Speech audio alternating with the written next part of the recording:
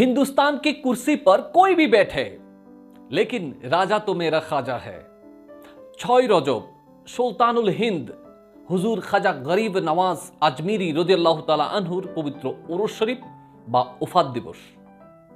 এই দিন হযরত খাজা গরিব নওয়াজ রাদিয়াল্লাহু তাআলা আনহু আল্লাহর ডাকে সাড়া দিয়েছিলেন।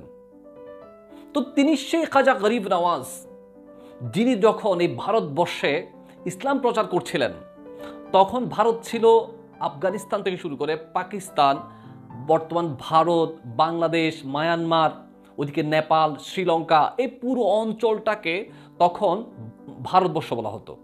তো এই ভারতবর্ষে যখন তিনি আল্লাহর নবীর নির্দেশে দ্বীন ইসলাম প্রচার করতে এসেছিলেন, তখন আল্লাহ বলার মতো কেউ ছিল না।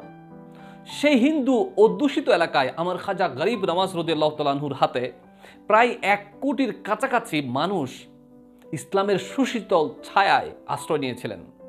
তিনি সেই খাজা গরিব নওয়াজ। আজও পৃথিবীর বিভিন্ন দেশের রাজা মহারাজা আমার খাজা গরিব নওয়াজ রাদিয়াল্লাহু তাআলা আনহুর কদমে ছুটে আসেন। এখন আমার প্রশ্ন, তিনি হিন্দু অধ্যুষিত এই হিন্দুস্তানে কতজন বাহিনী নিয়ে দ্বীন ইসলাম প্রচার করেছেন? তিনি কতজন মানুষকে হত্যা করেছেন? তিনি কতজন মানুষের পায়ের রগ কেটে দিয়েছিলেন? আমার উত্তর হচ্ছে, একজনেরও না।